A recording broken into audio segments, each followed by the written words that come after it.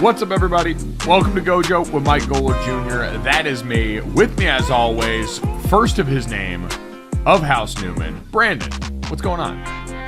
Mike, are you just the second of your name? How many people out there do you think are named Mike Luis Gojo Jr.? And it's probably just Lewis, is it? I'm sorry. It's probably just Lewis. I appreciate the dramatic flair. I'd imagine I'm just the second of my name. There aren't that many Golics out there.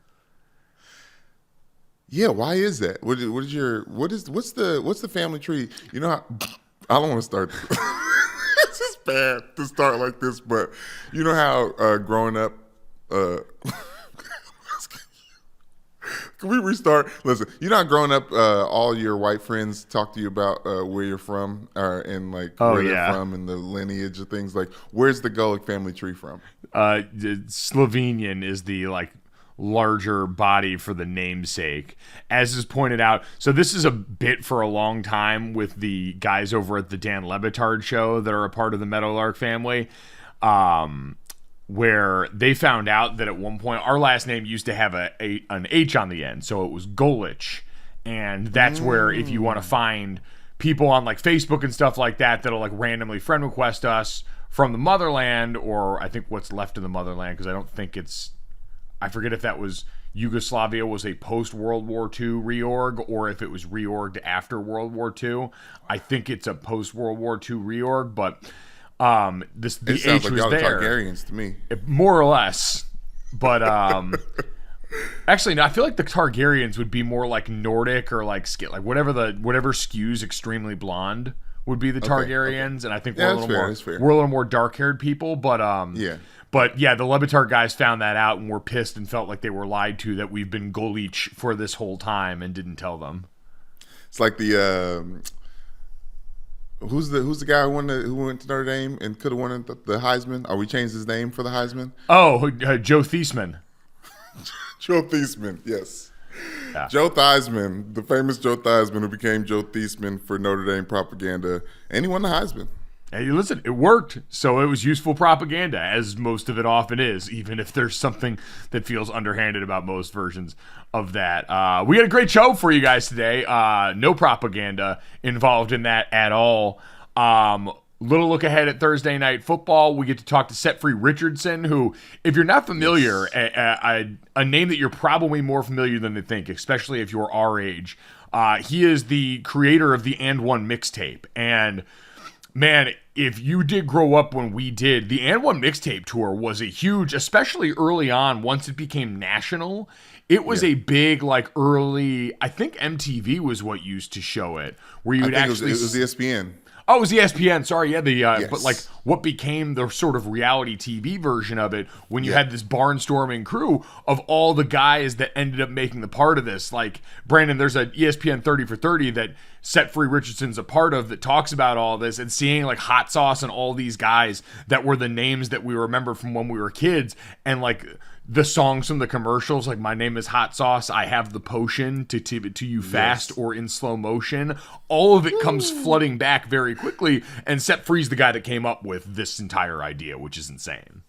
I mean, he actually started an entire wave with the culture, and obviously that a wave that continues in the NBA now with players like Kyrie Irving, right? Because he just plays in that street ball style of play, but also, I don't know if you guys remember, but the Nike commercial that came out shortly afterwards, everyone was trying to promote this street ball, this new entertaining way of playing basketball. Mike, it was perfect, right in it meshed right when everyone's obsessed with reality TV as well. So on ESPN, we were watching the Madden tournaments live. Those Madden games, and everyone's traveling on the bus playing Madden against each other. And then there's the street ball, and everyone's traveling. They came to Louisville, Kentucky. Escalade, who's a Louisville, who played for University of Louisville, the big guy. He was actually on the team. So it was important. It was special. Even now, driving around Louisville, we drive past the court that the AND1 Mixtape crew would always pull up at, and we're just like, oh, look, that's where they used to come. Well, you even think about it too, how it affects the modern NBA. I always think of the high school mixtapes that we see coming out now, where you get guys that are coming up. Music. Yeah, all that stuff being set to music very much traces its lineage back to this. So hugely impactful. Set Free is a guy that has also gone and ended up consulting for a bunch of hip-hop albums, was a part of a lot of stuff that you saw in the last few years with NBA players and the Play for Change shirts that became so popular in the wake of everything that happened in 2020, the death of George Floyd, the 7 hats as well. So Set Free Richardson is a part of a new partnership with DraftKings and some great things they're going to be doing around the NBA coverage for DK. So really cool to catch up with him. He's a very interesting historical through line for the NBA and someone that your favorite players probably know.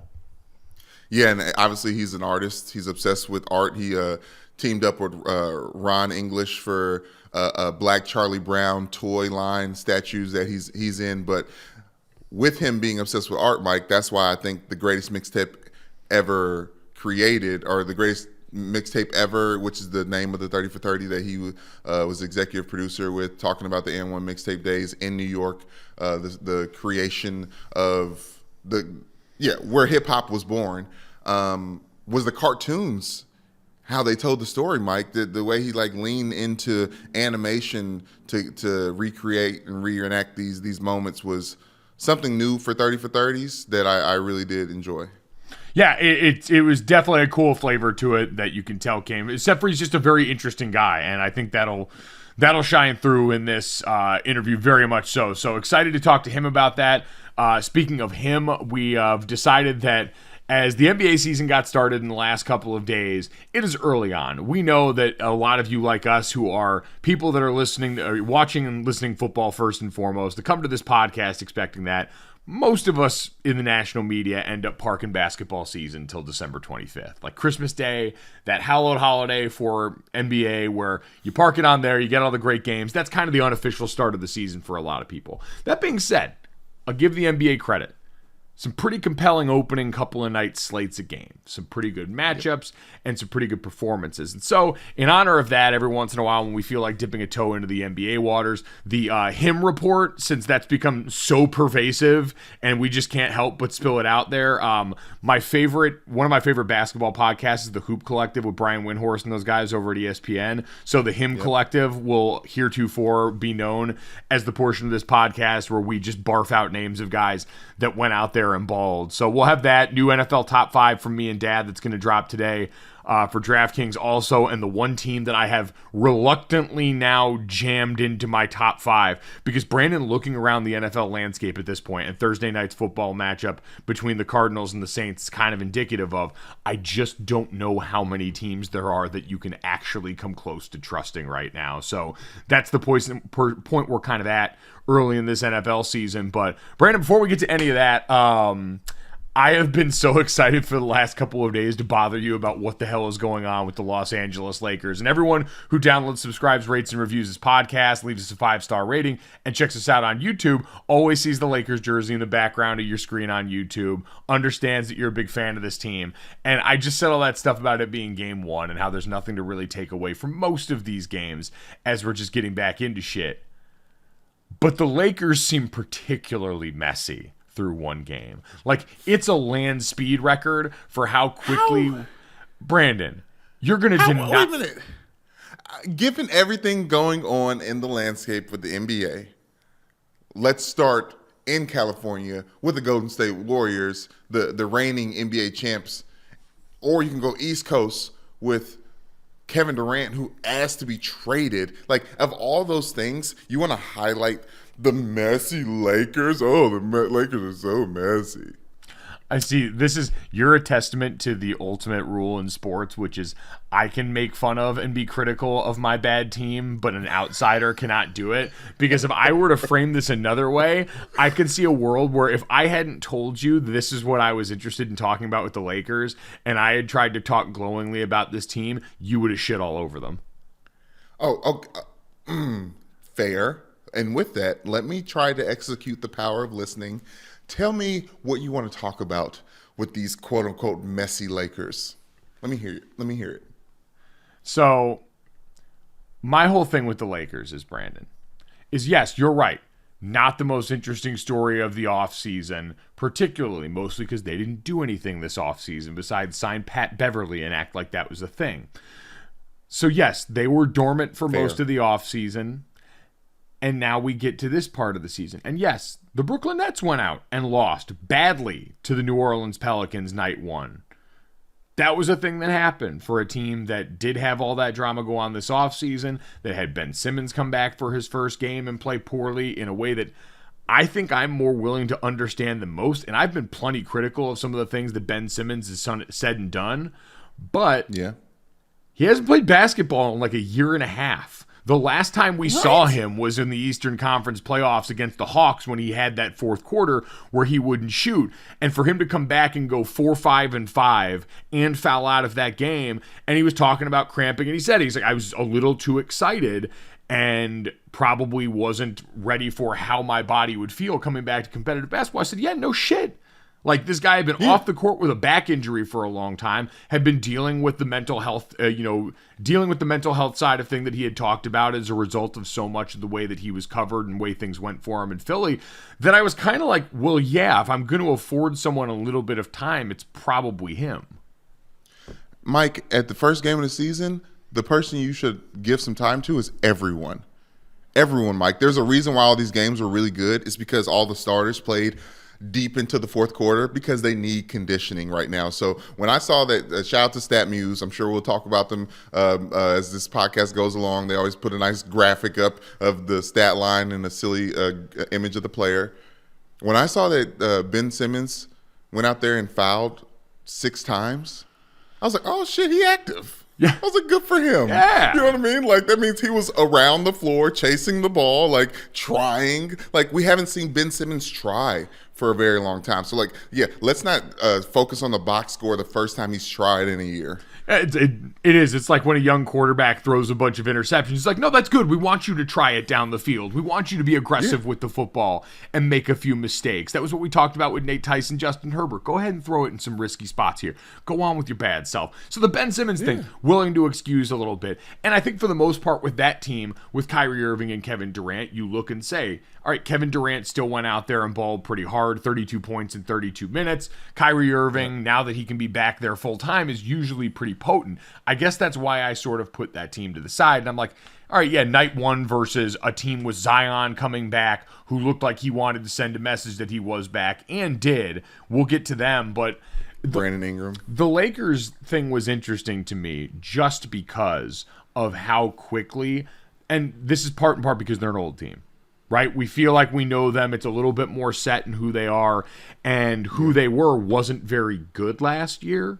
And so to see very few changes made this offseason, and then after game one of the season, to hear Russell Westbrook come out and say, yes, I believe my hamstring injury was a result of me having to come off the bench for the first time in 14 years, and me not being used to warming up for that. And for LeBron James to sit up after looking like an R&B singer on a cruise ship, holding the microphone like it's the tiniest thing in the world, saying, yeah, you know what? We got some open looks, but maybe it's because we're being given those open looks, and that's because we're not a team constructed of great shooting.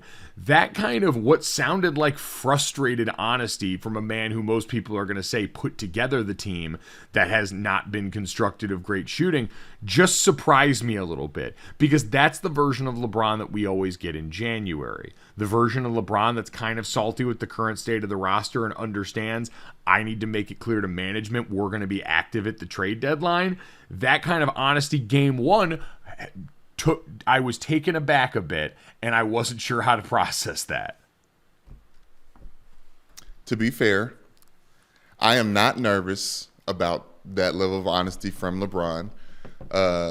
Russell Westbrook started the first game of the season, so for him to even say any of that is because that was during preseason when he was coming off the bench. It's like, okay, how would you warm up during the preseason, Mr. Westbrook? Like, he's already looking a little disengaged. I'm not going to get too much into him. He looks miserable. Like, not even just like, it's not even the lack of engagement. He out on the court, it's amazing. Even when he's going to the basket and making plays, Brandon, he looked like he was having zero fun out there. That man been one of the most fearsome competitors in the NBA since he stepped foot in there. And from free throw line to free throw line has been one of the faster, more vicious players in the league. He just looked like the light was totally stolen from him. But he still was producing, Mike. I mean, he was close to a triple-double at the end of that. Like, he's always going to be. We don't need – huh? He's always going to be close to a triple-double. Okay, but here's the thing. Yes, fair. That's his MVP season. But our second MVP, right? No? Yeah. Yeah.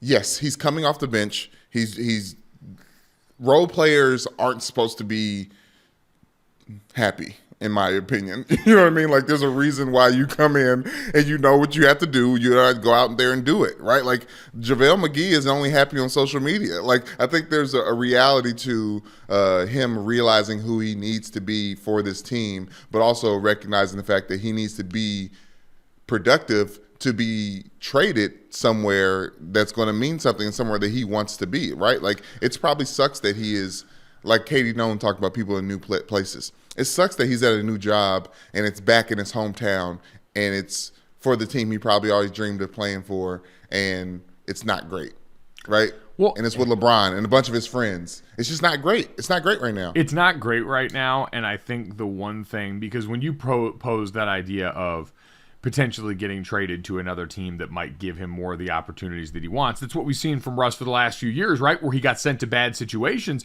and he ended up making the best of them. And he ended up usually making them better and dragging these teams, especially in his tenure with Washington, ended up kind of dragging them to a place we didn't think they were going to go the way that roster ended up being.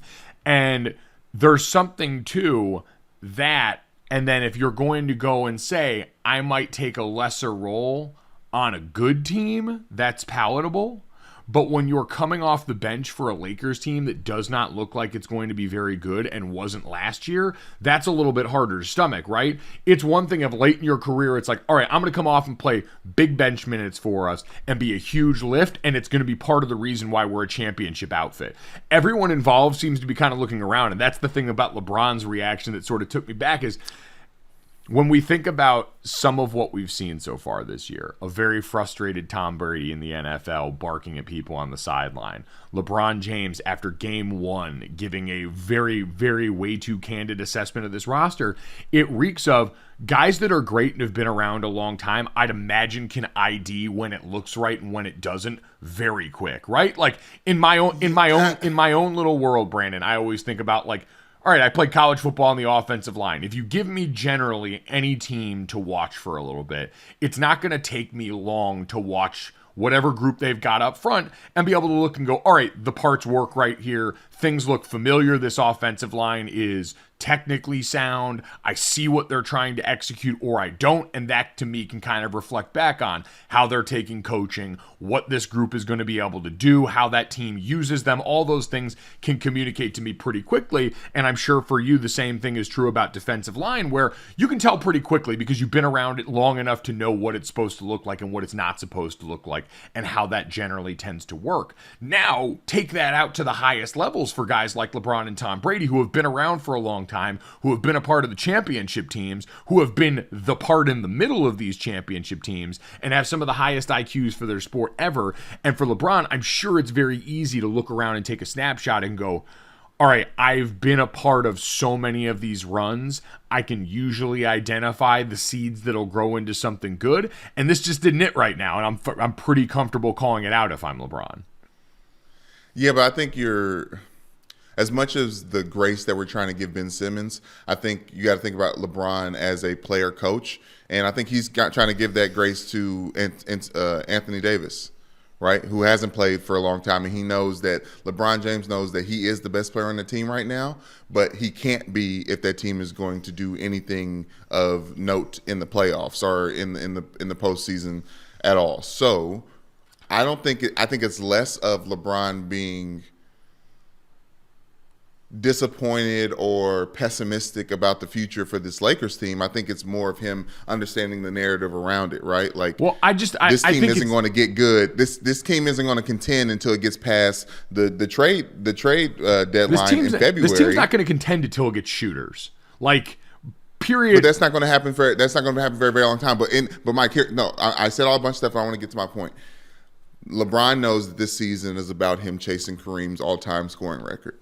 Unfortunately, just how on Kobe's last season, not that this is LeBron's last season with the Lakers, but just like in Kobe's last season, it was about Kobe's exit, right? So I think what people need to focus on and what he's focused on is he's gonna cross that threshold before the games start to matter, right? And I think right now it is all about getting the team meshed, get the young player, because they do have a young roster right now, one of the youngest rosters they've had since LeBron has been there, getting all those players acclimated and used to playing with each other while LeBron chases stats. Like, this is what's going on. This is what's going to happen right now. And we just hope everyone stays healthy in the meantime. But it's not LeBron. It's Anthony Davis that needs to do something to help this team be where they need to be, because LeBron is the perfect 2 and the perfect 3 for a championship team right now. But I'm saying, like, none of that's going to matter if they can't shoot, because unless Anthony Davis is full bubble Anthony Davis and you're able to lift it like that, you're not a team comprised of, and that's why LeBron mentioned it, because that's been LeBron's entire career, where it's been space him with shooters and let him play point forward.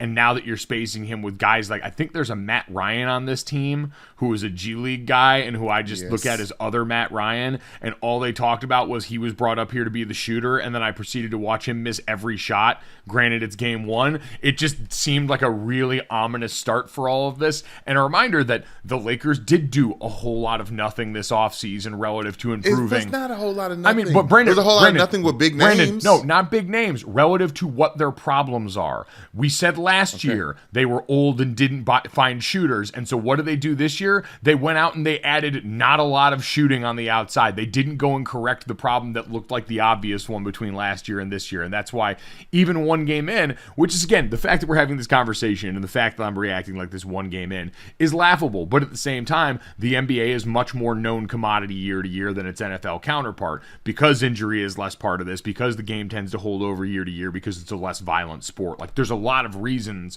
why basketball is easier to usually predict year to year than its NFL counterpart. Is just the violence of one sport over another makes that difficult because of the level of injury and just because of how dependent all the other parts are on one another, as opposed to basketball, where if you're really good, one player can impact the game far more than one player in the NFL outside of the quarterbacks, and so it's easier to hold year over year, which is why we can look at this team and probably feel a little bit more comfortable about some of the problems coming up, because they were last year's problems that didn't get changed based on the roster to this year.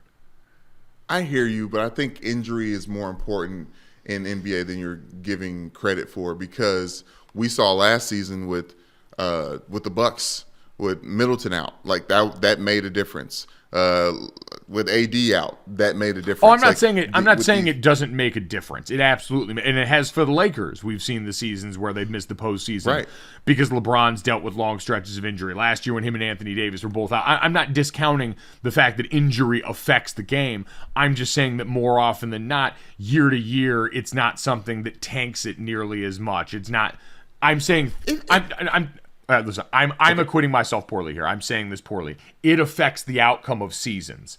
I'm saying that because football is a sport with 22 people on the field as opposed to 10, and because the name of the game is violent collisions, we see a lot more variance. We see years where players that looked very good will come back the next season and all of a sudden fall off a cliff. I heard Dominique Foxworth talking the other day on Mina Kimes' podcast about J.C. Jackson in the Chargers secondary, and how you can be a good corner and come out and play bad in a season and not be a bad player, but you can make a bunch of bad plays. That position's a little bit weird and variable, and then that's something a lot more germane to football than it is to basketball, was my only point. Not that injury doesn't affect the outcome of seasons. And so, Brandon, while we're talking about the NBA, we've talked so negatively about these teams before. We mentioned the Him Collective. We do want to shout out some people that were actually balling out here in these first couple of nights, because this will probably be just the only intermittent check-ins we have with the NBA during football season. So, Brandon, I want to start this off as we just barf out players that are out here balling that are actually him. Yes. You said his name before. Brandon Ingram, for all the talk about Zion Williamson coming back, and he was electric. Zion Williamson went out there and absolutely balled. I think for him, 25 points in this game on 30 minutes. He was 25, 9, 3, and 4. So 9 rebounds, 3 assists, 4 steals in that game. Brandon Ingram, 28, 7, and 5. And looked every bit like there were so many sequences in that game where Brandon Ingram was being guarded by Kevin Durant on the other end, and it looked like the Spider-Man pointing meme between the two, where Brandon Ingram's even a little bit thicker at this point and looks like he's put on decent weight over the last few years and is just so fluid for his size and so long, and was able to be one of the few people that can go up, pull off and execute competent moves, especially around the top of the key, and then shoot over Kevin Durant. Like, he's got a lot of the same shit to him. I'm not saying he's Kevin Durant, but I'm saying he seems really fucking good, and he's been trending this way since he got to the Pelicans, and that dude definitely reeked of him last night. Yeah, I mean, I feel like he's been trending this way since he got in the league. You know what I mean? It's just the Lakers squandered a lot of that talent, and that's why they had to lose all of it. You know, they had Randall or Julius Randle, who became an all-star with the Knicks. Brandon Ingram, who's going to end up being an all-star with the Pelicans. Josh Hart, Lonzo Ball, like all those things. But I think it was interesting that the game turned out the way it did, because there was a quote from Kevin Durant talking about Brandon Ingram that was circulating the internet before this game, and he said he's one of the most. Kevin Durant said of Brandon Ingram, he's one of the most impressive players I've seen in the league for a very long time. And I think it's because Brandon Ingram is obsessed with the game the way that all these other him guys are, and he's just in the lab a lot. He changes his hairstyle every year. He's got a lot of girlfriends that are in the game watching him allegedly. But yes, Brandon Ingram is great, but I don't know if there's a lot of great players in the NBA that don't make noise. I imagine he is going to be one of those people that makes noise, but it's one of those things where even when the Pelicans are in the playoffs, you just don't believe. It's like the Nuggets. It's like that's going to fall off at some point. It's hard to believe there, and it's also he's never going to be the brightest star in the room. Like, that's always going to be Zion with this team if he's healthy and on the floor, and you understand why. There's a gravity to that player. I'm just saying the guy next to him, from a pure basketball skill standpoint, is certainly on par with that. He just doesn't have the same physical gifts as Zion, and that's always going to be the separator. Zion is extremely skilled. It's insane to watch that guy's body control for how quickly he is moving, how much shorter he is than most of the people he's going up against, and how much that does not matter when he erases that gap with it. So Brandon Ingram, definitely him. He was actually right on the outside of the top 12 he/him lists from the NBA after one game played. You mean, Mike? I'm looking at. I pulled up the stats for the most points in the NBA after one game. Do you know who's on the top of this list, Mike? I don't. DeMar DeRozan. The more I hear it, the more I like it. Or what is it? I forgot whatever you remember the Drake commercial? No. Anyways, the Drake and Will Ferrell commercial with him. No. He's like, DeMar, what kind of name is DeMar? The more I hear it, the more I hate it. But anyways, yes, DeMar DeRozan at the top with 37 points, Mike. Over 63% or 66% from the three. I always forget about how great DeMar DeRozan is, because he's one of those people too. Well, he's like that Brandon Ingram. DeMar DeRozan also level of star. I feel like has had a different turnover in Chicago, where he was borderline MVP for a lot of last season. He was in that conversation during the portion of the middle of the year. And it was just him having to get away from, obviously, Toronto, where you had him as a part of that backcourt duo for so long with Kyle Lowry, and then that changes up. He goes to San Antonio, and then they finally get the win over there. Like, I had always joked meanly in my younger days and called him DeMar to regular season, because they were always so great, and then they would hit that postseason wall. And it's unfair, because that postseason wall was LeBron James with the Cavaliers and the Heat. One of the best players we've ever seen in the prime of his career. Well, yeah, and I feel bad because Kyle Lowry, the guy who stayed in Toronto, got a chance to win a championship because of the Claw, who's back with the Clippers now, and the Lakers have to see tonight, and the Lakers are plus 5.5 for that game. But what's most impressive about DeMar DeRozan right now? Obviously, Lonzo's not playing, but 14 field goals made, Mike. That's the most out of any NBA player within the first game, tying Jaylen Brown in his attempt. But 14 on 22. That's even better, Mike. Like, DeMar DeRozan, I don't know how much of a splash, because Zach LaVine and those, you're talking about the brightest star on that team. Like, I don't know if DeMar DeRozan ever will get that mantle, but first game of the season, he's number one on a list of a lot of hymns. Well, he can be right up there with Ja Morant also, because last night's Knicks-Grizzlies game to start off the year, obviously because it's the Knicks, it's always going to be a draw, and the Grizzlies have become that team. They were the most exciting team in last year's postseason, full stop. Yep. They were the best draw. Their series against Golden State was the best series that we saw in that postseason, because they don't give a fuck. They want to go out there and ball and rub your nose in it. I said last night, Ja Morant's solution to every problem is jump as high as humanly possible and try and put someone on a poster. Their last possession of regulation in a game that the Grizzlies won in overtime was Ja Morant getting the ball at the top of the key and then trying to jump flat on over somebody, getting called for a charge, understandably so, and sending that game to overtime, because, again, his solution is always, I will solve my problems with aggression, and I love that about him. I know, I loved it. I also loved that it was Jalen Brunson was involved for the Knicks, just because I don't know. It's just because it was he took a charge, and that's why those points just didn't end up counting. But Ja Morant, much like the Justin Jefferson conversation of being the best wide receiver going into the league, I honestly feel like Ja Morant's been put in the league on notice the last couple of years. This last season is one of the more unanimous. Like, everyone understands that he is him, maybe the top of the him totem pole.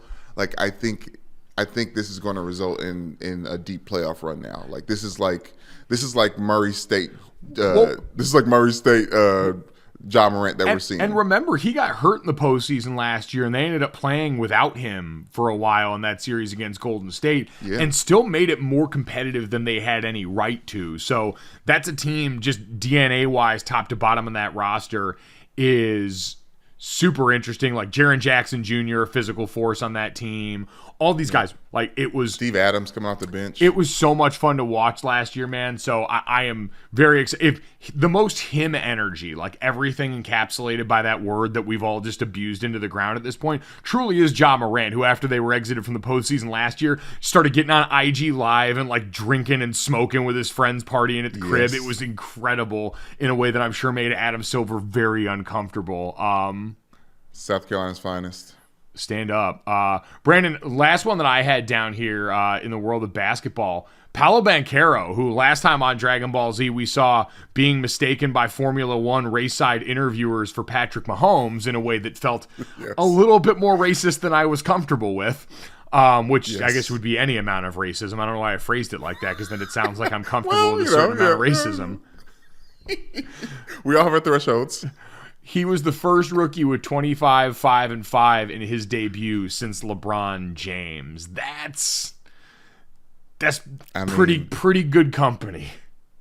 And also to do it for the Orlando Magic, it feels a little bit like Spider-Man pointing memes. We're going to stop mentioning that on today's podcast. But like, for a franchise that's been struggling and just has that draft pick, like, I don't believe in the Orlando Magic. Who does? But Kevin Clark at the Ringer believes in the Orlando Magic, and I'm sure right now his ears are burning hearing you slander his team. Well, I'll say this: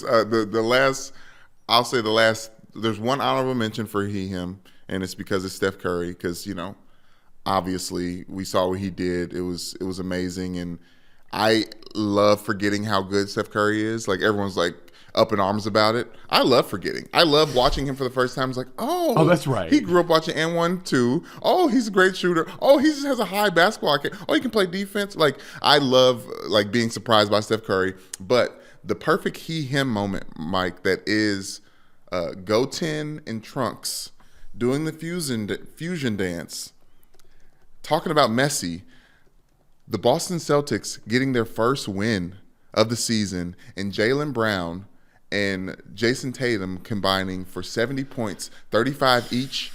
Like, that seems like they're picking up where they left off for their finals run, and that is a great because we're talking about he and him, but this is really basketball. It's about a team, right? Like, those two coming together and being the stars of that Boston Celtics team is very exciting. So what would their perfect fusion name be? Ooh. Because Jason and Jalen are both pretty similar sounding. They're both J names. Oh yeah, this should be easy to mix them. But like if you just mix them, Jalen. No, that's Jalen. Jason. That's the problem. Is if you mix their names, it's just the other's name. Oh, I got it. You ready? They fuse to become JJ. There you go. Yeah. There we go. Their powers combined, fusion ho, they become JJ and they're doing it right now after all the stuff. I mean, they're down in Ime Udoka, one of the coaches that changed the course of that season last year and is credited for as such. And you had all that preseason drama surrounding that in addition to being an overwhelming thing that people talked about around that team, also ends up taking away a coach that was extremely helpful and beneficial to your squad. So you're right. Yeah. All these things definitely giving and deserving of him energy. We appreciate that.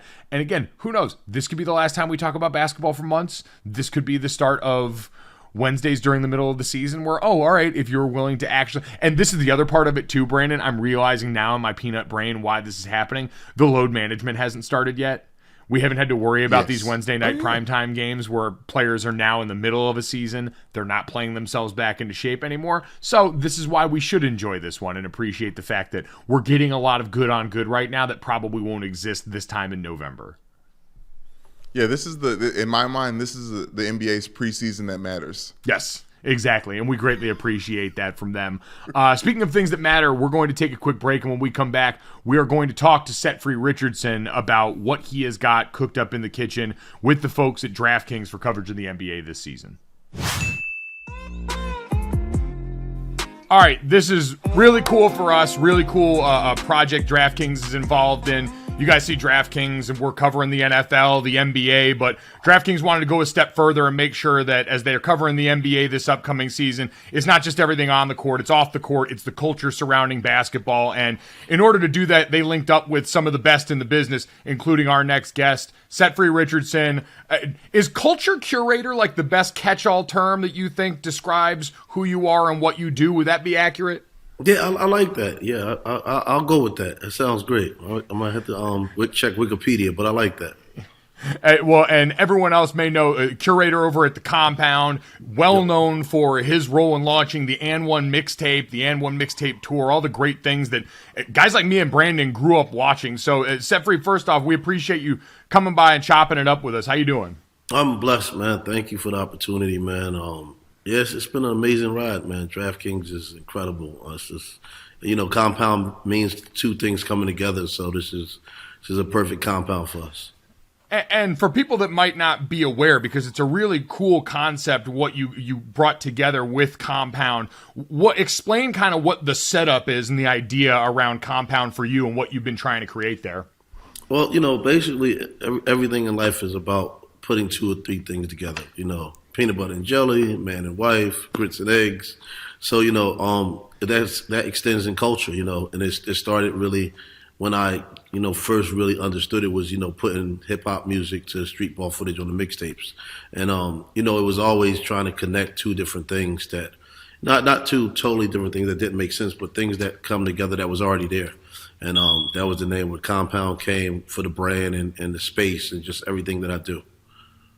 And well, so now, go ahead, Brandon. Well, I was saying, I was, in our perusing, you did an interview with the boardroom, Kevin Durant's company, and in that you said something that's really stuck with me. You said art is everything, right? Like art is everything, and I hear you on that. But do you mind just kind of diving deeper into that for our audience? Yeah. So well, now we look at things, right? You say that's a nice building or that's a nice car, but we skip the stages of the architectural drawing of that building. We skip the stages of that car was drawn first. Even when you look at sports logos, like I always want to know who did the Chicago Bulls logo, who did the New York Knicks logo. But, it's the word art is skipped over because now it's a logo or it's a car, but it's really art first and then it's a logo. And you've had a lot of art that's become logos that's been really popular around the NBA. People may have seen the 7 hats worn by Kyle Lowry and a number of very well-known NBA stars, the Play for Change shirts that you were a part of with the league in the last couple of years. What's it mean for you to see the art that you've been a part of being still embraced so much by the guys in the league right now? It's a humbling experience. I'm honored that, my ideas, get the manifest to come to fruition, but then to get support from some of the world's greatest athletes on and off the court. It's a feeling that never goes away. And we've seen that. You mentioned the AND1 mixtapes, the way that came together with basketball, the surrounding culture with NBA players who clearly have drawn influence from that. As you look back now, you just had the 30 for 30 that came out not too long ago, looking back at everything and the way that came together and talking to some of the players, Lou Will, Kyrie Irving, these guys that watched and grew up on that kind of basketball culture. How do you still see that reflected in the current NBA today? Well, I think it's just, like last night I was literally just at the Celtics game, and a Jay-Z record came on. It was the timeout, and the players is in the timeout reading the book, but still bobbing their head and vibing. It's I just think it's not going nowhere. Music. I say the heartbeat is the game, and music is the pulse. It goes hand in hand. The way the ball bounces is the same way the drum hits. And, I think it motivates the players. Look how the Beats by Dre got fined years ago by headphones coming down the tunnel so much. And I think some of the people probably was like, I'll pay the fine, but I'm listening to my music. So I think it influences the game, warm-ups during the game, the DJs now. Just how many times you see on TV, you kind of hear a record in the background under the announcer. Or a guy's coming up the court with a different swag when that record is being played. So it's the music is just a undertone of the game. Now, I want to talk about your connection to music. Obviously, DJ Set Free is how you got your name. You were a DJ originally. When you were creating this AND1 mixtape, you just had the tapes and you were mixing at the same time. And you say that it was a dunk connected to a snare and just a connection, the through line of two. So that was, and also you're ahead of your time, knowing that it had to be new music put on this mixtape because that's what mixtapes are. It's not about, it's the originality to it. So that was 1999, right? So that was when it was created. I'm going to take you to another form of art and comedy. In 2003, we saw Dave Chappelle parody the AND1 mixtapes with the normal type of baseball and, and golf and there was one with Prince. Shouts out to AO because AO was the stunt double for Prince. Oh man, I had no idea. Literally, I remember we went to the Chappelle show and AO was the one dribbling in the purple outfit and everything. But Chappelle's a big fan and did a baseball skit of the AND1 mixtape. So it made its mark through comedy also. So Set Free, speaking of all that, you've been a part of watching the intersection and helping influence the intersection between sports and culture for a long time. DraftKings getting involved now. We see different technology coming in around sports, different influences like that. How do you continue to see this league kind of being at the forefront of that? Basketball as a sport continuing to intersect with culture as it's changed now. Yeah, I think, technology is a big part of the game now, the analytics and just from training, the shot, and DraftKings, of course, is based on technology. So, it's like looking towards the future. And then, also it's a culture of basketball. The betting culture, the action in the game, and then all the pillars that we're bringing together with this collaboration of highlighting the culture of basketball from fashion to music to technology to entrepreneurialism, art. It's, the game has always been celebrated and the action is celebrated, but, DraftKings is helping celebrate the culture around basketball. And I think it's just it's time for that. You know, we see what's happening with the tunnel. You know, you don't have to go to Paris no more to look at a fashion show. You could just watch the beginning of an ESPN now and look at all the outfits coming down the runway or the tunnel, however you want to call it. It feels like a runway at this point, man. You said you were at the Celtics game the other night there. I mean, as you're around like these current NBA players and see that, who sticks out to you as the guys that feel like they're really at the center of fashion meets basketball or music meets basketball and all these different avenues? It's you know what? It's so many. Like one of my favorites is Jordan Clarkson when it come to fashion. You know, Tatum is definitely, he has some pieces. PJ Tucker, one of my favorite when it comes to the shoe world. You know, LeBron's an A&R right now. You know, we always catch LeBron in his car listening to new music, you know, listening to the Benny the Butcher, the Conways, and, you know, seeing players play the music when they're turning some of the kids on to their favorite artists, you know. You have DeAndre Ayton with the huge chain on at the press conference. It's just so many pillars, and you know, I'm just honored and a blessing that we get to partner with, you know, DraftKings to compound both of these things together to show the basketball culture. I was thinking about compounding culture together and just basketball. Obviously, hip hop started in New York, synonymous with our people, black people. Basketball, culture, all these things synonymous with black people. But betting is something that's kind of new. Well, I say I wouldn't say that. Betting on a sports book is a little bit different than what we've seen when it comes to our culture. Yep. How do you see that bridge the gap to our culture and how we usually consume basketball? I mean, you know, I'll give another example just to show you how, you know, life transitions and then connect it back to you know, betting and basketball. But you know, growing up for us, it was Tuesday or Wednesday on a sneaker line.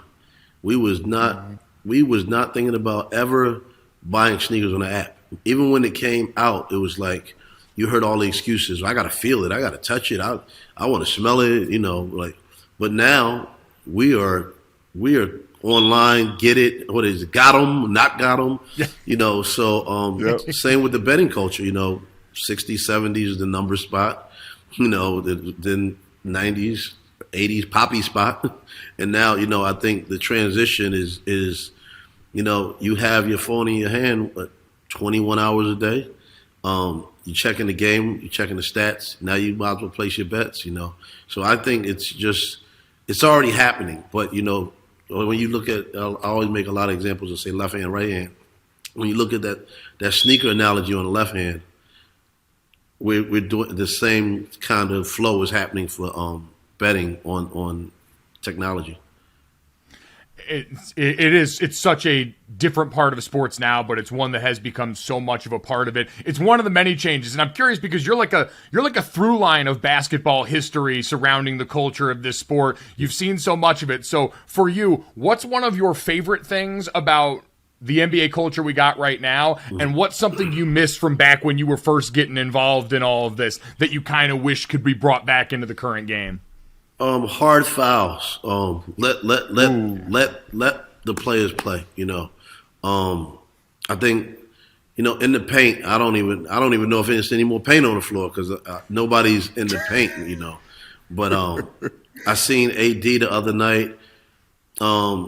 Backing somebody down. I seen Rudy Gobert just literally backing 5-step turnaround dunk. It's like the paint has to come back. You know, that is let's take it to it's almost and 0 now. It's not nobody's going. It's not a lot. The game is a long ball game now, which is great, and it's changed the game. Shouts out to Steph Curry for what he did. But I would love just to see.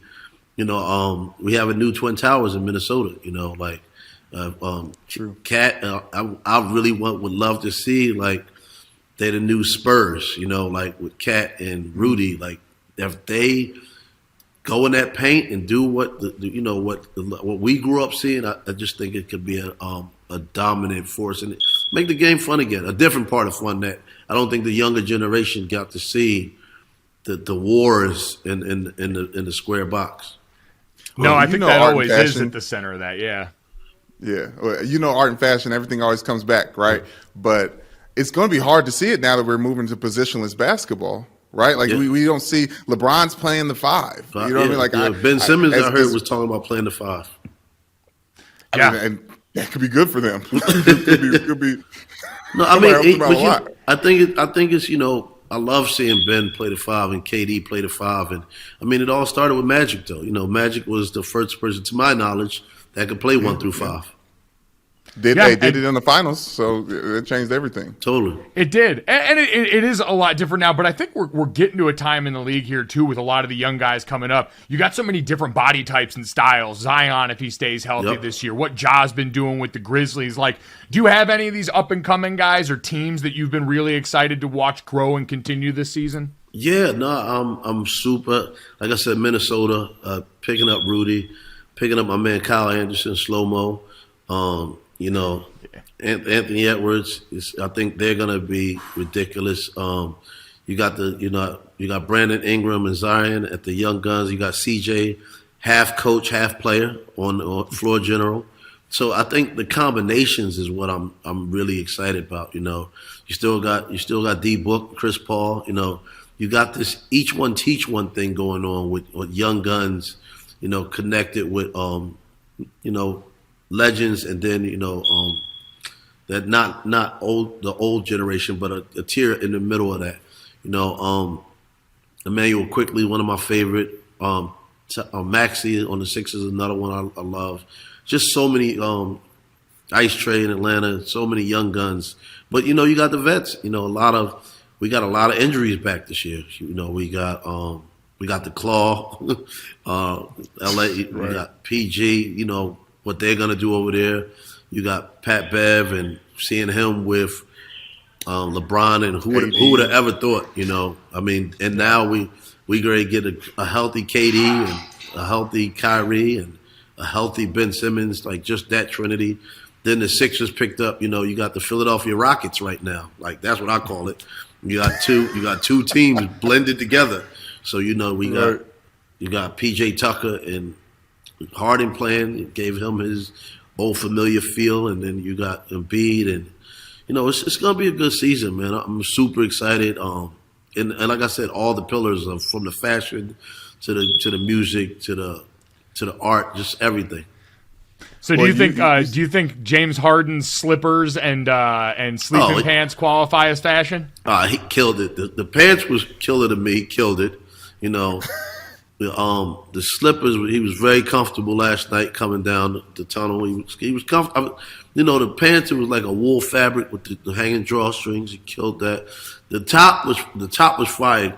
Not my color. I don't know if I could pull the purple off, but I just thought he was comfortable. He was in his zone, and he was actually listening. When the clips you see him bopping. He was singing the music coming down the aisle. You seen Draymond? Well, Draymond had the green money suit on.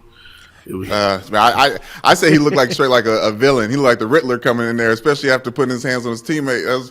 That's kind of wild. But you spoken like a true East Coast guy, saying you need to bring the hard foul back. Now between the Knicks, the Nets, and we know we were kind of raised in Philly over there with the Sixers. Do you have a team that you root for? I try to take the LA cop out. I'm like, okay, LA got two teams. Well, technically, they got way more than that. You got Golden State, you got the Lakers, you got the Clippers. You could maybe throw San Antonio in there also. So I put all the LA teams, and that's how I look at my team. So I take the trinity of Philly, New York, and Boston. So I like that. All right, there we go. You got all the bases covered on that one. Like you said, it's the compound. It's bringing all these different things together. Yep. I'm just a fan of the game. Fan of the game. Fan of the sport, and everything around the sport, and that's why the action of the game, and that's why DraftKings is like the perfect partner to bring the action to the game. Nope, and that's why I know they're excited to have you. We're excited to see what this partnership continues to build, especially around this upcoming NBA season. Set Free, we really appreciate you giving us some time, man. This was a ton of fun. Thank you so much, and we're looking forward to what you guys keep cooking up in the compound. Totally, man. Well, let's do it again, man. Absolutely. Hey, when we get to New York, we pulling up. Oh, please do. We got to get y'all a part of what we working on.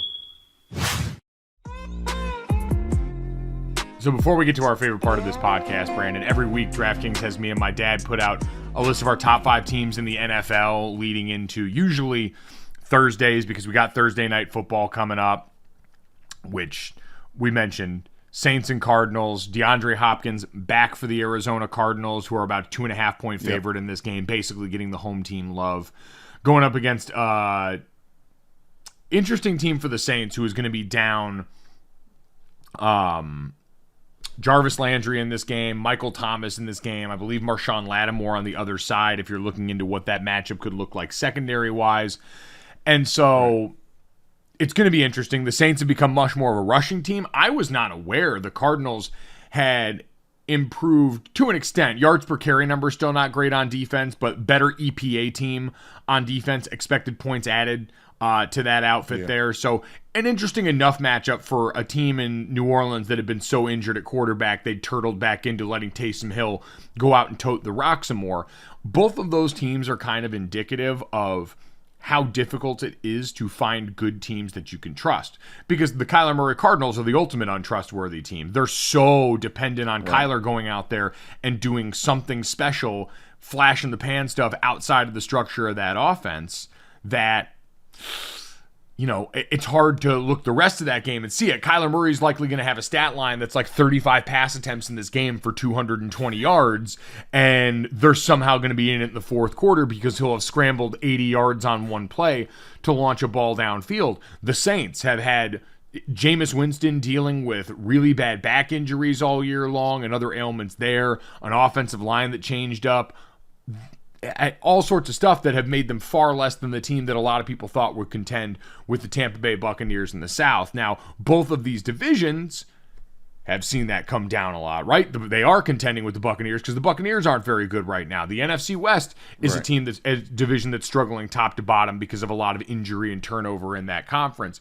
And so when I rolled out the top 5, the top part's easy. The top 3 are very easy. Right now, I put Buffalo up at number 1 over Philadelphia this week.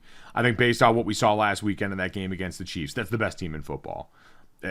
Defensively, the moves they made, we talked about the Von Miller narrative part of that, but all across the board, it's exactly what we expected from that team at the start of the season. I had the Eagles at 2.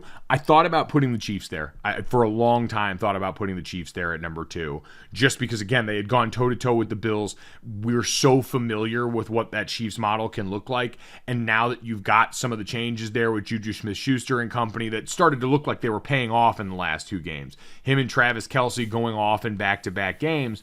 But Philadelphia just built so much in so many of the right ways that I'm not going to forget what I learned in that Tampa Bay Bucs Super Bowl. That stuff matters in the trenches, and Philadelphia has been able to go out and execute that really well through the first 6 weeks of the season. Had the Chiefs at 3 after that. I had the Cowboys at 4. Man, I understand they've got 2 losses, but one of them was a game they had no right to be in at the end with the Philadelphia Eagles. Cooper Rush had finally reached his limits as the backup in this starting role, and they were still able to roll back in that third quarter and make this interesting. So I am giving them the benefit of saying Dak Prescott, the better player, when he comes back in the same context, should yield better results. And then I had the Vikings at 5, and the Vikings are a 5-1 team that I know I don't want to do the who have they played thing, but it has not been a murderer's row of the schedule to where I feel like I know who that team is other than a common opponent thing, which the NFL is not a great transitive property league because of how much injury variable is week to week, but got dropped pretty hard by the Eagles earlier in this season. And so that's the only comparative point I have to go off of for a team that maybe it's the Kirk Cousins factor, but I just have a really hard time getting enough inertia to trust the Vikings beyond a certain point, which is why they're behind this Dallas team despite only having one loss. And the Vikings to me are indicative of what this NFL season's been so far, because I'm looking around for other teams and I'm struggling to find anyone to trust right now. Yeah, the Bengals are kind of getting back into form. I've been really high on the Ravens, but they've got a fourth quarter problem that they've got to address, whether that's coaching or otherwise, that gets them to that point, especially offensively. You just look up and down this league right now, and it's teams trending in the right direction. The Giants and the Jets are teams that could very much be up here and have that kind of foundation, but are still teams that I look at and say, all right, eventually your quarterback's going to have to do something. And I still have questions about both of their ability to go out and execute that. So it's a very interesting start to the league year that is good because we talked about this relative to college football. Some extent and some level of parity when you've got a few teams that you know are good can be kind of the healthy mixture to creating a good watching experience for people during the season. Yeah. I mean, I think of all of your NFL rankings, this is the one that I agree with the most. I think I love the edge that you're giving the Vikings there at number 5 because of quarterback play and being able to move the ball at all. But I think I like the Giants there right now just because of the games that we've seen and the teams that they've beat and how much they've surprised us while doing so, where I think the Vikings are doing some status quo stuff. Like they're beating the teams that they should beat, and Kirk Cousins is doing his racking up the stats thing. So yeah, it's very interesting right now. But it's that fifth one that, like, it's sad to say that everything's probably right, and the Bengals could probably even get in that 5th spot for some people. Well, yeah, I mean, you look at a lot of these divisions, and the AFC North, the best team in the division is 3-3. The NFC South, best team in the division is 3-3. The NFC West, the top team is 3-3. The AFC South, the top team is 3-2 at this point. Like, it's just not. It's been very inconsistent football from a lot of teams so far in the season. So honestly, the top 5 is rewarding as much as anything, just consistency through the early going, because that's been so hard to come by. Brandon, you know where you can get consistency? It's not hard to come by. It's actually very easy to come by.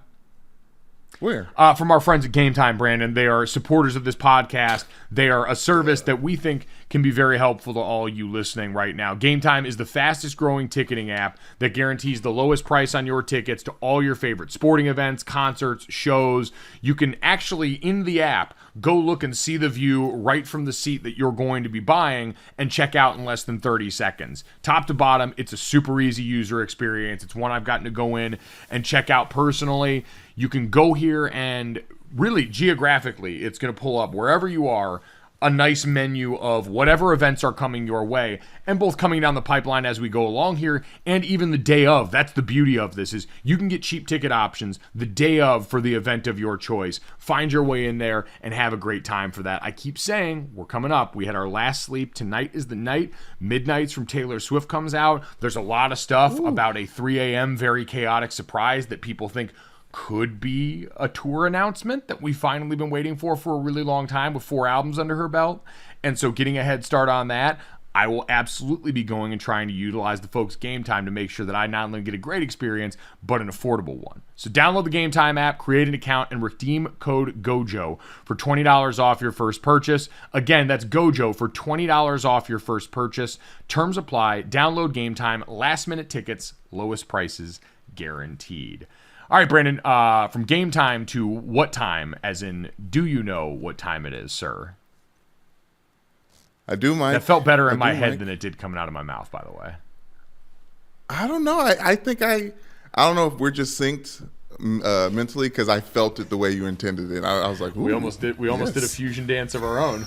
We almost did. Yeah, and you. But then we also had that time where nu metal bands started doing hip hop crossover albums, where you had the Linkin Park and Jay-Z collaboration album. I'm pretty sure Korn did a track with Nas at one point. It was just a chaotic time in music. Well, that's the thing. It was like even the Connecticut folks were inspired by rap, and they just end up like kind of. I remember when I was like, oh, I can't do hard metal, and then I started listening to some. I was like, this kind of dope. Like this guy, they got a beat to it. But this specificular. That's crazy that I said that. This specific song, "Freak on a Leash," Mike, the music video. Like back when MTV was HBO for us, when music videos were just everything. And speaking, I'm so glad Set Free was here today, because he used the cartoons. Like that cartoon mix in that Freak on a Leash video, that little girl standing on the hill, and there's like a bullet that's kind of going through stuff. I honestly, it's haunting. Haunting. It's perfect for October. I would contend that music is so music from that time, one, just the way our brains work and how we absorb information is so firmly ingrained in us. It's the reason I can barf early 2000s lyrics from almost any genre pretty much whenever the situation calls for it, because our brains are just a little more absorbent then. But also, I think having that tie of audio and visual together, because you're right, I used to sit every morning, turn on MTV2 while I ate cereal getting ready for school, and just watch music videos over and over again. So like the Evanescence Wake Me Up music video, firmly ingrained in my brain forever. Kanye West Through the Wire, firmly ingrained in my brain forever. All of those things because it was audio and visual. That Fat Boy Slim song, I don't even know the name of the song because I would just remember Christopher Walken's going through a hotel dancing. But yes, that those music videos mean so much to us. But specifically, oh my gosh, I had something and now I can't even freaking find it. I'm so pissed, Mike. But yes, that was a great time. I found it. Remember yesterday how I was so bad with this, that, and the third? Yes. I had never heard of that. I've never heard that song Nightmare on My Street before, so I was like really, really trying to get it, and I kept listening to it over and over and over again. Obviously, it was the shit that it was yesterday. I didn't need to hear this song at all to get into that bag. Like it was. That's what I'm trying to say. It was already in me. It lived right inside your chest in a way that probably surprised even you, and should surprise all of us to know that Korn is always lurking just under the surface if you are a person of a certain age. Backwards K. Make sure you download, subscribe, rate, and review Gojo wherever you get your podcast. Leave us a 5-star rating and a review. That song qualifies as spooky. It is October. Brandon Newman has leaned all the way into spooky season for this, that, and the third, and needs your help continuing to find songs. At Gojo Show on Twitter is where you can offer up those suggestions. And Brandon, speaking of backwards K's, we got some baseball updates from over the weekend here. Major League Baseball is getting started in the championship series.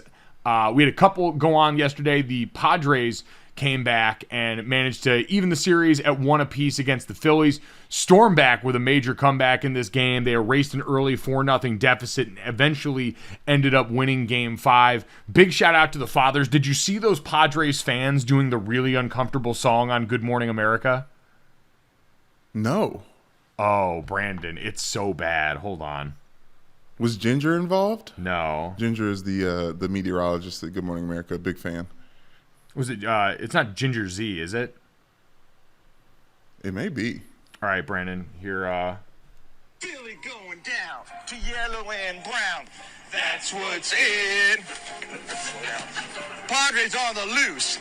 Let's go, Goose. That's what's in. Bryce gonna lose, and Manny's gonna cruise. That's what's in.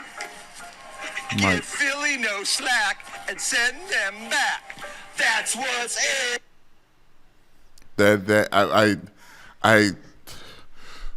Why'd you do that to me? That was like I'm thank you for the commentary, but that was like styrofoam rubbing together for me. Like I'm injured. Was that was the sound of a fork hitting the plate through the food and making the scratch? God. And by the way, it is Ginger Z. Oh, but jeez, I feel like I was like inappropriately touched. It's probably inappropriate to say, but it's just I feel bad. I feel nasty right now. It is inappropriate to say. It is absolutely inappropriate to say.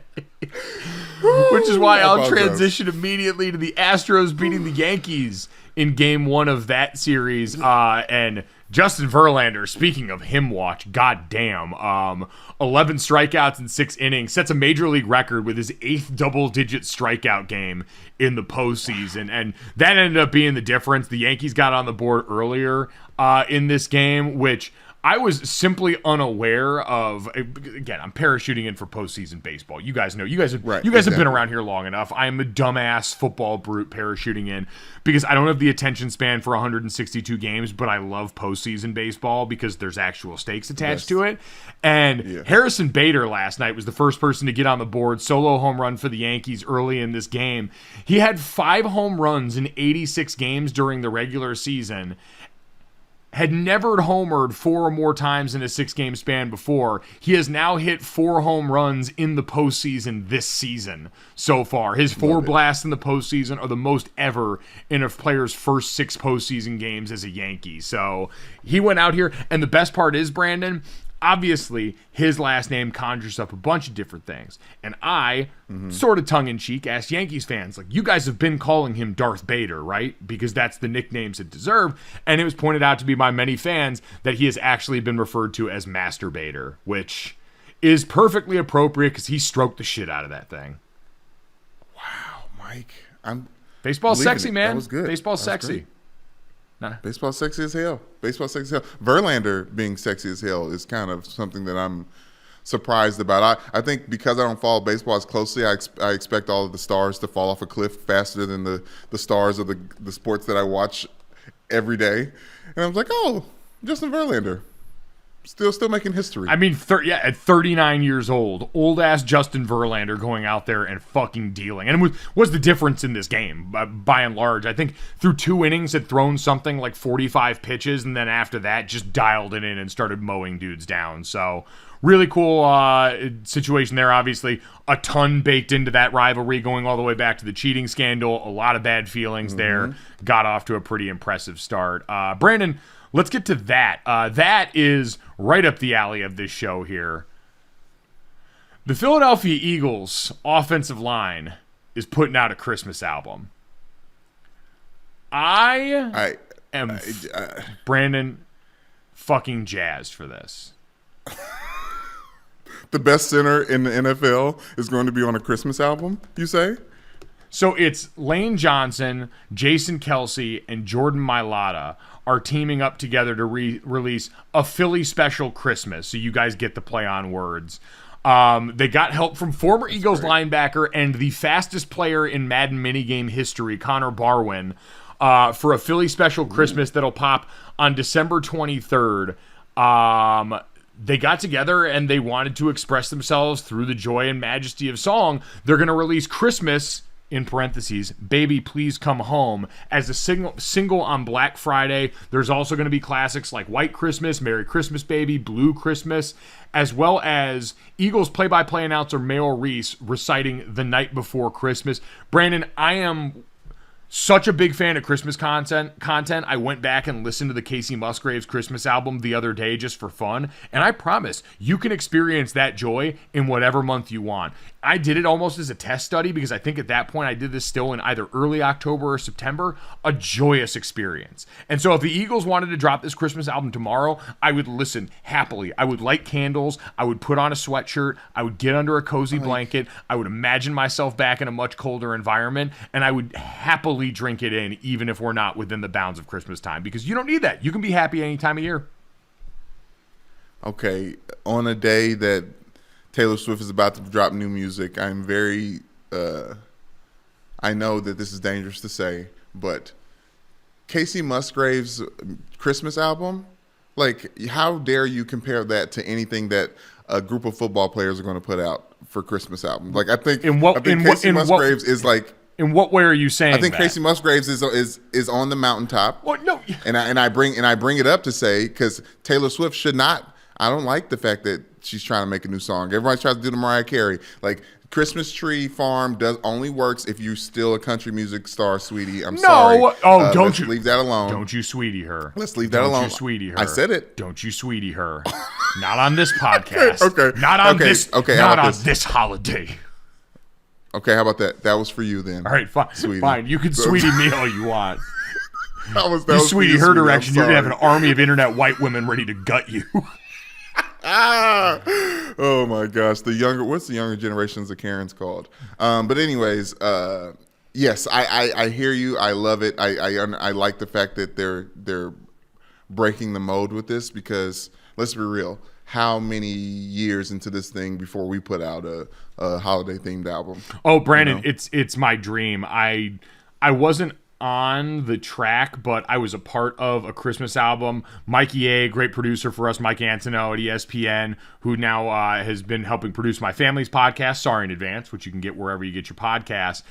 Amazing pod. He helped concoct one of the greatest mock Christmas albums of all time that involved one of our producers and Mikey C, who did not have a good voice, L. Duncan of SportsCenter fame, who's got a phenomenal voice, who's saying "Baby, It's Cold Outside" as a tribute to Mikey C going out and smoking heaters by the garbage can in the middle of winter. And so we will have Mikey A come over and executive produce our Christmas album when we're good and ready to go and throw it out there, because clearly you have displayed you've got the vocal prowess to make this happen, and I fancy myself a good enough backup singer to make it work. I was going to say, and I think you've shown that your prowess as well. People demand the duet because on those solo episodes that you have sang, you've been singing. You know what I'm saying? You've been singing and singing. All right, I'm not sure if we have time for the Christmas album this year, but the wheels are turning. So we'll see if we can get in the lab and make something that the Eagles' offensive line would be proud of. Okay, let me just throw this out there to piss people off and have them hoping and waiting. NFL season wrap-up via Christmas song, album parody. Oh, all right.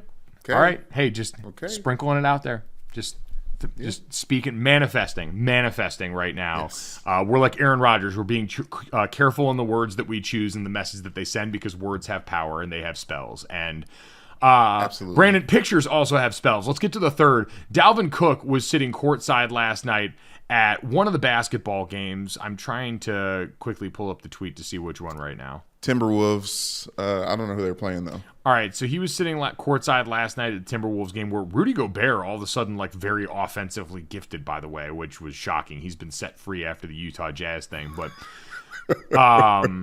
so Carlos Gonzalez posted a picture, who I believe is a photographer, on Twitter, and it said, Vikings running back Dalvin Cook watched, it says it right in the tweet, the Utah Jazz beat the Oklahoma City Thunder 115-108 at the Target Center Wednesday night.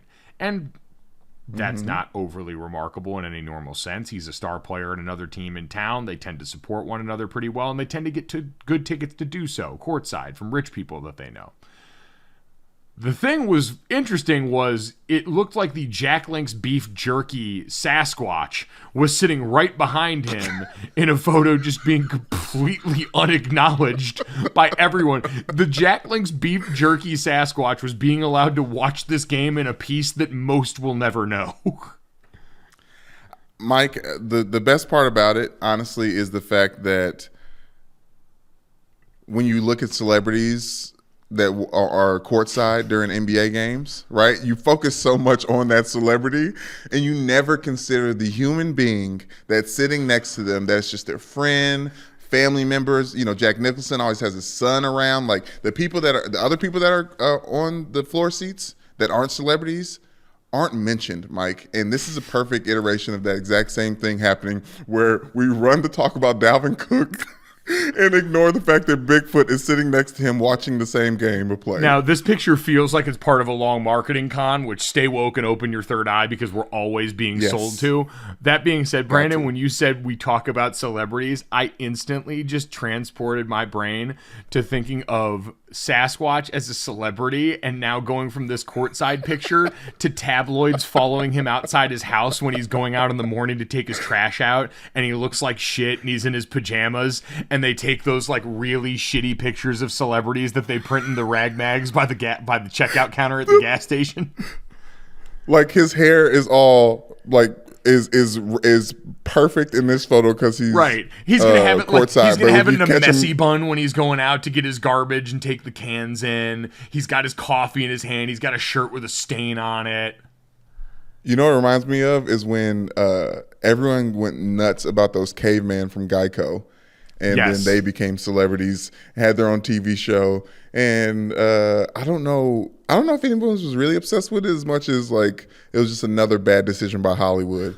But I love the fact that the Sasquatch, we saw Bigfoot, and we didn't see Bigfoot because Dalvin Cook was around. It made me think of, do you remember in college, one of the earliest viral videos was the attention test, where it was all those people under a bridge passing a basketball around, and it asked you to count how many passes had taken place, and then you get done with it, and it's like, but did you see the moonwalking bear? This reminded me so much of the moonwalking bear. Like, is there another viral video like that just sticks in your brain? Because that was a reference I knew only a few people of a certain age were going to get, because we talk all the time. Kids now grew up with the internet. They were born in it, molded by it. They won't ever see the light of day because they're never logging off. We're the day walkers. We're half in, half out. We had a life before all that stuff, but we were also there at the beginning. And so we saw a lot of these early videos that were a part of this. Like Brandon, the seminal video in my college experience was the Leprechaun amateur sketch. For years. Oh, yeah. And for anyone that missed that, it was a news story that I'm still not sure if it was real or not, surrounding a reported leprechaun appearance in call it what it is, predominantly black neighborhood. And the response from the community on that, ranging from an older man coming out with a piece of PVC piping that he said was a leprechaun flute passed down from his grandfather who was Irish, to one man looking up at the tree. And the line for me, Brandon, in stretching lines in 2012 at Notre Dame when we were getting ready for the national championship run, football players are creatures of routine and creatures of habit. And so we get into stretch lines, and everyone kind of had their part to play as far as, helping everyone get up and warm up. Stretching is one of the worst parts of any sport, especially as you get late into the season. And there was one point during every warm-up period during practice where I would get up and I would go, all you got to do is look up at the tree. Who else see the leprechaun? Say, yeah. And then the whole team would go, yeah, and clap. And it started off as so much fun because we're the Fighting Irish, the leprechauns, all that stuff, and it was new. Yeah. By November, when we were doing that, it felt like such an unholy obligation. I was miserable saying it. Everyone was miserable doing it, but we were undefeated, so we had to keep going. You should have switched it up. It was like, anybody look up and see the leprechaun and say, we want the gold. I want the gold. I want the gold. And there's a sketch from that. Now, Mike, what you're talking about is these videos were not on the internet, Mike. They weren't on social media. They were on E-Bomb's World. Yes. Like, do you remember specifically E-Bomb's World? It was E-Bomb's World and Funny or Die were the only places you could go for this kind of content. And it would all end up getting a web redemption on Tosh.0. Oh my God, I know, but in Funny or Die was doing original stuff versus just like aggregating like whatever was floating around. But my favorite video, E-Bomb's World, and maybe because of Louisville, Kentucky, Set at Home. I'm sure you've all seen it. It was made fun of on Boondocks and other places, but it was the teacher who got in trouble for saying the N-word to a student, but insisted that he said it with an AH. So it was okay to say. And Mike, do you remember this video? I don't remember this video. You don't remember this video? No. We're going to have so much fun laughing after this podcast. And for anyone who's seen it, but that is a school, Valley High School, in our school district in Louisville, Kentucky. We played them all the time, like one of our rival games for PRP. And they wilding over there, and then the whole world got to see them wilding by this teacher who was insisting that it was okay that he. Well, Brandon, that just reminds me of the viral like parody song when that guy was Jesus Christ is my. That old white man singing it. Yes, that was a good one too. I watched that they was spitting, Mike. I don't know who wrote that, but I mean, I guess it's someone who really does think of Jesus Christ as my N-word. Like it's tough for me to have any qualms other than the color of their skin and racism and segregation and systematic oppression. Yeah, all those things that are part of that. At Gojo Show on Twitter. If we missed any viral and like the peanut butter jelly time, pretty much every Weird Al song. Oh, that was a good one. Shoes as one of the first viral videos. If we missed any of those, at Gojo Show on Twitter, let us know your favorite early viral. Obviously. Of course. A classic. Yeah. Brandon, by the way, before we get out of here too, wanted to issue a formal apology for something that was said on this podcast a week ago. we were talking a week ago about Chick-fil-A and ended up bringing up one of our dear friends, longtime listener to the podcast, Dame Chris's wife Hillary, and Ritz-Carlton, who claimed, and we joked, could not lay claim to saying "my pleasure" as part of their company identity here. I have since been sent a bunch of literature showing me the error of my ways, that this is in fact part of the core identity, that phrases like "my pleasure" and "right away" help define the luxury hotel experience and the way they envisioned customer experience. The simple phrase completely changed the atmosphere, and it turns out that this language handbook was actually the linchpin for Horst Schultz growing that business and creating the culture of belonging and purpose in Ritz-Carlton hotels. It is actually documented that Chick-fil-A employees say "my pleasure" as something pulled from Ritz-Carlton. And so in the interest of journalistic integrity on this podcast, Brandon, I wanted to issue a formal apology to Hillary Christ and to Ritz-Carlton for many reasons. Certainly because I love Hillary and respect her, but also because Ritz-Carlton has come out with this ballin' new cruise ship line. I don't know if you've seen this, Brandon. I didn't think I was ever going to get on a cruise ship again in my life. And then I saw the Ritz-Carlton cruise ship and realized this could be a pretty fun time. So Ritz-Carlton, we're sorry, and we would love to help you test out this ship. Hey, after COVID, I was like, there's no chance I'm getting on a cruise ship again. And then Mike, Ritz-Carlton put something on the lines, and I was like, I thought about Hillary immediately, and I was like, okay, let's see what we can work out now. Because what cruise have you been on? Because I've been on Royal Caribbean. I think it was the second biggest one at the time, or the second coolest one at the time. And I'll tell you, not Royal Caribbean, because that's the shitty. I went on a Norwegian. No, it's not. No, that's a good one. Not to call any of them shitty, because people work at these places, but I did go Royal Caribbean, and I didn't go to the other one that I'm not going to mention because I didn't say it yet. So, but yeah, it was a gift. It was after graduation, Mike. It was a gift from our parents, Michelle and I, and two friends from Notre Dame. Shout out to Zach and Kelly, roommates, and we just went on a cruise. There's some famous pictures of us on the cruise that got floated around between our Notre Dame circles at that point in time. But Ritz-Carlton, I'm watching. A formal apology has been issued to Hillary and Ritz-Carlton. It would be our pleasure to come and help you guys christen this new Ritz-Carlton cruise ship. That's all I'm saying. Ooh. It would be our pleasure. Thank you very much. It was our pleasure having you all listen to this podcast. Make sure you download, subscribe, rate, and review Gojo wherever you get your podcast. Leave us a 5-star rating and a review. Check out the DraftKings YouTube channel where you can go to the Gojo with Mike Golick Jr. playlist, see all our great interviews. Julian Love from the New York Giants with us yesterday. Going back to last week, Katie Nolan. Plenty of great stuff on there for you to check out that's always sitting, waiting, loaded up in the vault. Thanks so much. Enjoy Thursday Night Football. Maybe, if that's possible at this point. We'll talk to you tomorrow.